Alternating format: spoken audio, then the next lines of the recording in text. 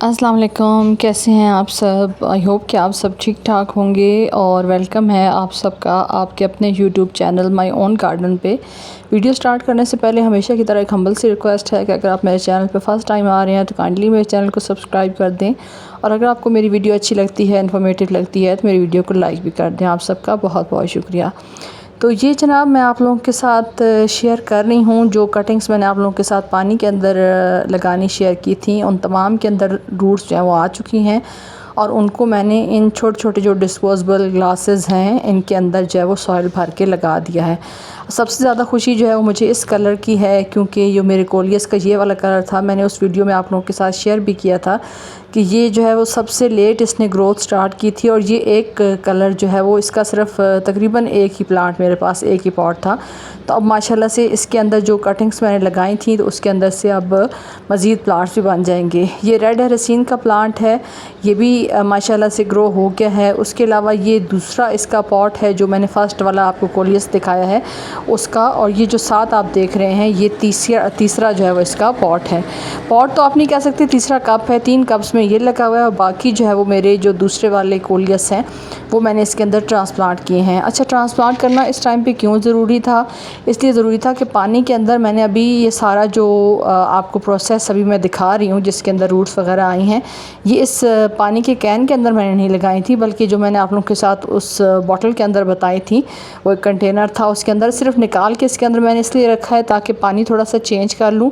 और ये मैंने फ़्रेश पानी अभी जो है वो बोरिंग से डाला था, तो थोड़ा ठंडक मिलेगी प्लांट्स को, तो प्लांट्स हमारे जो हैं वो अच्छे से थोड़ा सा फ्रेश भी हो जाएंगे। अब देखिए कि इनके अंदर से माशाल्लाह से रूट्स बन रही हैं, और इनको मज़ीद अब पानी के अंदर ग्रो करना जो है वो मेरे ख़्याल में इस गर्म मौसम में बेहतर नहीं है। उसके मुकाबले में अगर आप इसको सॉइल के अंदर जो है वो ट्रांसफ़र कर दें, ट्रांसप्लांट कर दें, और फिर उसके बाद आप इसको शेडी प्लेस पे रख दें तो वो ज़्यादा बेहतर रहेगा सॉइल के अंदर इनकी जब ग्रोथ अच्छे से होगी।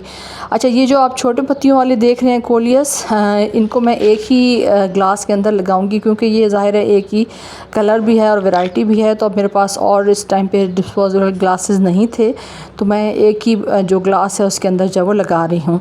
और यहाँ पे मैं आपको दिखा दूँ, तकरीबन 2 दिन भी नहीं हुए मैंने आप लोगों के साथ वीडियो शेयर की थी बोलिवियन जू की। ये वही आप देख रहे हैं मेरा जो वेस्ट मैंने ग्रो बैग बनाया था, और अब माशाल्लाह से आप देखिए कि इसके अंदर जो है वो रूट्स आ गई हैं। तो अभी मैं आपको क्लियर करके बताती हूँ, ज़रा सा वॉश करके। यहाँ पे आप देखिए माशाल्लाह से कितनी अच्छी इनकी रूट्स जो हैं वो निकल आई हैं बोलिवियन जू की। और अब रूट्स निकलने का मतलब ये है कि अब ये इतनी तेज़ी से ग्रोथ करेगा। मैंने आपसे 4-5 दिन का कहा था, क्योंकि गर्मी जो है बहुत ज़्यादा थी, लेकिन ये 2 दिन भी नहीं हुए, यानी 1 दिन सिर्फ गुज़रा, और इसकी जो है वो मैंने कटिंग्स चेक की हैं। एक आध कटिंग मैंने चेक की, मैंने कहा चलें देखते हैं कि इसके अंदर क्या जो है वो इसका प्रोसेस किस तरीके से है। तो वो माशाल्लाह से इसके अंदर जो है वो रूट्स बनने का अमल जो है वो स्टार्ट हो चुका था। तो यहाँ पे मैं आपको एक और कटिंग दिखाती हूँ। ये देखिए, यहाँ पे भी अगर आपको देखें थोड़ा सा, तो टाइनी टाइनी सी रूट्स नज़र आ रही हैं। इसके अंदर से मैं आपको वॉश करके दिखाती हूँ ताकि आपको अच्छे से विजिबल हो सके। तो आप भी इस टाइम पे भी मैंने आप लोगों के साथ इनकी कटिंग्स लगानी भी शेयर की थी, आप अगर चाहें तो अभी भी लगा सकते हैं। ये जो पूरा मंथ है इसके अंदर आप बोलिवियन जू की अगर कटिंग लगाएंगे तो आपको बहुत ज़बरदस्त और अच्छा रिज़ल्ट मिलेगा। और आपको अपडेट के साथ बताने का मकसद ये होता है ताकि आप लोग भी मोटिवेट हों कि अगर मैं लगा सकती हूँ तो आप लोग क्यों नहीं लगा सकते। तो आज की जो वीडियो है वो इस अपडेट के साथ साथ 2 बहुत खूबसूरत परमानेंट प्लांट्स के ऊपर है, जिनकी कटिंग्स मैं आप लोगों के साथ लगाना शेयर कर रही हूँ। और इत्तफ़ाक कहें या जो भी कहें, ये दोनों जो प्लांट्स हैं ये अपनी अपनी जो फैमिली है या अपने अपनी वैरायटी है, दोनों की जो है वो वेरीकेटेड वैरायटीज़ हैं। यानी ये जो आप प्लांट देख रहे हैं, वैसे इसकी जो प्लेन वैरायटी है वो भी अवेलेबल होती है, उसके अलावा ये वेरीकेटेड वाली भी। ये क्रासूला ओवाटा प्लांट कहलाता है, और ये इसकी वेरीकेटेड वाली वैरायटी है। ये मैंने ऑनलाइन परचेज़ किया था और काफ़ी ज़्यादा मुझे एक्सपेंसिव पड़ा था। तो लेकिन ये है कि आपको पता है शौक़ का मोल कोई नहीं होता। जब हम को प्लांट देखते हैं तो फिर ख्वाहिश यही होती है कि चाहे उसकी प्राइस कम हो या ज़्यादा हो, हम हर हालत में उस प्लांट को लें। इसका जो प्लेन वाली वैरायटी है क्रासूला ओवाटा की, वो अभी तक मेरी विश लिस्ट में है, वो अभी तक मुझे नहीं मिला, उसकी तलाश जारी है। अब देखें कब तक वो जो है वो मुझे मिलती है।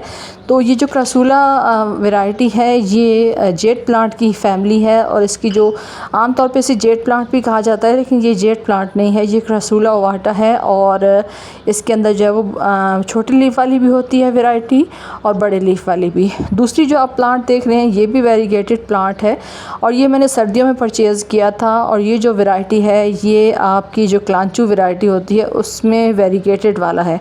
अच्छा, वेरीगेटेड में भी इसमें 2 टाइप के आते हैं। ये वाले जो हैं ये जब मैंने परचेज़ किया था तो उस वक़्त ये कट लीफ में मैं नर्सरी से लेके आई थी, खासी ख़राब कंडीशन में उस टाइम पे मुझे ये प्लांट मिला था। लेकिन ये है कि अब माशाल्लाह से इसकी ग्रोथ तो स्टार्ट हुई है, लेकिन काफ़ी ज़्यादा डी शेप किस्म की इसकी ग्रोथ हुई है। तो मज़ीद अब इसको शेप में लाने के लिए एक तो ये ज़रूरी है कि इस टाइम पे आप बहुत ज़्यादा जो हार्डी प्लांट्स होते हैं उनको जो है वो आप अपने गार्डन के अंदर ऐड कर सकते हैं। और ये दोनों वेराइटीज़ जो हैं ये सक्लेंट वैरायटी की प्लांट्स हैं। तो सक्लेंट वैरायटी को अगर आप इस टाइम पे ऐड करें कटिंग्स लगा के अपने गार्डन के अंदर तो आप काफ़ी सारे प्लांट्स जो है इसके बना सकते हैं। एक जो है वो इसका मिट्टी के पॉट के अंदर लगा हुआ है प्लांट और दूसरी जो वैरायटी का प्लांट है वो प्लास्टिक पॉट के अंदर है। मैं आप लोगों को ज़्यादा जो है वो यही बताऊंगी, मशवरा दूंगी कि अगर आप जो मिट्टी के पॉट होते हैं उनके अंदर अगर आप सक्लेंट्स लगाएं तो उनकी ग्रोथ जो है वो ज़्यादा अच्छे तरीके से होती है। वैसे चल तो ये प्लास्टिक पॉट में भी जाते हैं, लेकिन जो माहौल इनको पसंद होता है वो मिट्टी के गमलों में होता है। तो अभी मैंने एक मिट्टी का गमला जो है वो तैयार किया है। इसके अंदर पत्तों की खाद, गार्डन सॉइल और थोड़ी बहुत इसके अंदर जो है वो कोकोपीट भी शामिल हो गई है। मैं ऑनलाइन तो अभी मैंने नहीं मंगवाई, लेकिन जो घर में नारियल वगैरह मैं इस्तेमाल करती हूँ कट करके अपने मुख्तलिफ पॉट्स को भरने के लिए, तो उसी के अंदर जब वो डिकम्पोज हो जाते हैं तो फिर इस तरीके से वो ख़ुद ब खुद इसके अंदर ऐड हो जाती हैं। मिट्टी के पॉट के अंदर जब आप अपने सक्लेंट्स की लगाते हैं कटिंग्स तो उसमें ओवर वाटरिंग का डर नहीं होता। दूसरा, हवा जो है वो क्रॉस होती रहती है पॉट के अंदर से, तो आपके जो पॉट हैं उसको ठंडक का एहसास मिलता है। अगर आप प्लास्टिक पॉट के अंदर लगाएंगे तो वो गर्मी जो है उसकी हीट की वजह से आपकी जो प्लांट्स की कटिंग्स हैं वो डिस्टर्ब हो सकती हैं। अगर आप चाहें तो इसको नाइफ़ से भी कट कर सकते हैं, लेकिन मैं जो हूँ वो इस टाइम पे हाथ से कट कर रही हूँ। और तकरीबन जो है वो आप कहें 2.5 से 3 इंच की कटिंग जो है वो मैंने ली है इसकी। और मैं इसको ज़्यादा जो है वो छोटी कटिंग इसकी नहीं लूँगी। अगर आप चाहें तो इसको लीफ से भी प्रोपगेट कर सकते हैं, लेकिन इस टाइम पे मैं इसको स्टेम कटिंग से ग्रो करना आप लोगों के साथ शेयर कर रही हूँ, क्योंकि ज़्यादा एक्सपीरियंस जो है वो ज़्यादा एक्सपेरिमेंट मैं इसके ऊपर नहीं करना चाहती। यहाँ पे आप देखिए कि जब मैंने ये प्लांट परचेज़ किया था तो उसमें से भी कितनी ज़्यादा जो है वो कटिंग्स पहले से ली गई थी, क्योंकि ये सारे जो नोड एरिया आपको नज़र आ रहे हैं यहाँ पे इन जगहों से इस प्लांट को कट किया गया है। वैसे तो ये प्लांट जो है वो काफ़ी ज़्यादा मतलब हाइट में चला जाता है। काफ़ी बड़े बड़े प्लांट्स भी मैंने इसके देखे हैं।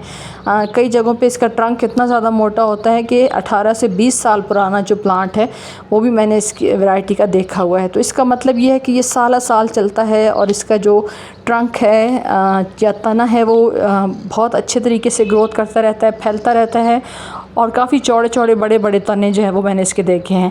अच्छा, अब ये वाली जो कटिंग है इसको मैं सेंटर से लूँगी यहाँ से, और इसकी जो साइड पे 2 छोटी छोटी स्टेम्स हैं उनको मैं छोड़ दूँगी।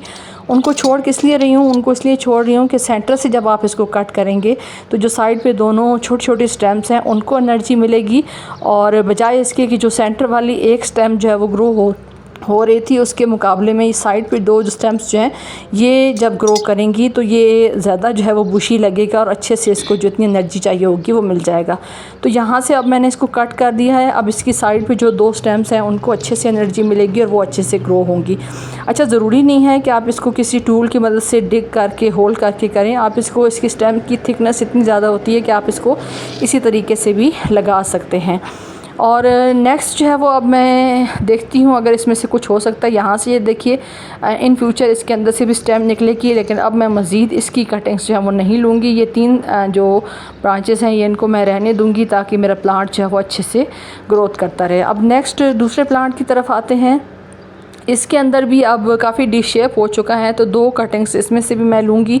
और क्योंकि प्लांट का डी शेप होना वो प्लांट के लिए भी नुकसानदेह है कि कहीं ठोकर लगे या पॉट कहीं गिर जाए, तो स्टेम्स वगैरह बहुत नाजुक होती हैं, डेलिकेट सी होती हैं और ये हार्डवुड जो कटिंग्स है उसमें इसका शुमार नहीं होता, सॉफ्ट वुड होती हैं, तो ज़रा सी अगर स्टेम को झटका लगे तो स्टेम जो है वो टूट सकती है और प्लांट जो है हमारा नुकसान उसका हो सकता है। तो साइड से मैंने इसकी 2 निकाल दी हैं स्टेम्स, और अब इन फ्यूचर इसमें से मज़ीद जो है वो ब्रांचेस निकलेंगी और हमारा प्लांट जो है वो मज़ीद बुशी होगा। फिर आप अगर चाहें तो आप साइड से जब मज़ीद ब्रांचेस निकल रही होती हैं तो उनको भी आप कट करके एज अ कटिंग लगा सकते हैं। अच्छा, इन दोनों वेराइटीज़ को आप लीफ से भी लगा सकते हैं, यानी कलांचो को भी अगर आप सिंगल लीफ से भी लगाएं तब भी ये प्रोपगेट हो जाता है, और अगर आप इसको स्टेम कटिंग से लगाएं तब भी ये ग्रो हो जाता है। दोनों तरीक़ों से बहुत आसानी से ग्रो हो जाता है। लेकिन मैं इस टाइम पे इनकी स्टेम कटिंग से दोनों वेराइटीज़ को लगा रही हूँ, और इन वेराइटीज़ को आप साल में किसी टाइम पे लगा सकते हैं। और इस टाइम पे जो ख़ास तौर पे बहुत ज़्यादा गर्म मौसम है, इस मौसम के अंदर भी अगर आप इनको लगाते हैं तो आपको बहुत अच्छा रिज़ल्ट मिलेगा। इस स्टेम को लगाने के बाद अब मैं हल्का सा पानी एक दफ़ा फिर दे दूंगी ताकि मिट्टी हमारी सेट हो जाए। अदरवाइज़ कटिंग्स को लगाने से पहले मैंने एक दफ़ा पानी दे दिया था। मिट्टी के पॉट के अंदर अगर थोड़ा सा आपसे पानी ज़्यादा भी डाल जाए तो कोई मसला नहीं है, क्योंकि इसके अंदर से पानी एवेपोरेट होता रहता है और ओवर वाटरिंग का डर नहीं होता। यही अगर आप प्लास्टिक के पॉट के अंदर लगाएं तो थोड़ा सा आपको एहतियात करनी पड़ेगी। अब इसको आपने उठा के शेडी प्लेस पे रखना है, डायरेक्ट सनलाइट के अंदर या धूप वाली जगह भी या रोशनी तेज़ जहाँ पे आती है वहाँ पे नहीं रखना, क्योंकि अगर आप वहाँ पे रखेंगे तो फिर आपकी कटिंग्स जो हैं वो गलना स्टार्ट हो जाएंगी धूप की शिद्दत की वजह से। तो शेडी प्लेस पे रखें ताकि बाकी प्लांट्स के साथ जोड़ के रहे और उनकी ठंडक भी इसको मिलती रहे और हमारी जो कटिंग है वो बहुत आसानी से ग्रो हो जाए। तो आई होप कि जो मैंने आप लोगों के साथ शेयरिंग की है ये आपको अच्छी लगी होगी, इन्फॉर्मेटिव लगी होगी। एंड पे जैसे मैं आप लोगों के साथ डेली बेसिस पे शेयर करती हूँ अपने कोलियस का या बाकी जो प्लांट्स यहाँ पे मैंने रखे हुए हैं उनका अपडेट, वो भी आप लोग देख लें और अपने प्लांट्स को भी चेक करते रहें, पानी अच्छे तरीके से अपने प्लांट्स को देते रहें। कुछ थोड़ा सा टाइम और रह गया है, उसके बाद हमारे प्लांट्स जो हैं उनको एक हैप्पी जो टाइम है वो आने वाला है और हमारे प्लांट्स जो हैं वो बिल्कुल नए सिरे से फ्रेश और ख़ूबसूरत दोबारा से हो जाएंगे। लेकिन ये है कि उम्मीद का दामन हाथ से मत छोड़िए। Thanks for watching. अल्लाह हाफिज़।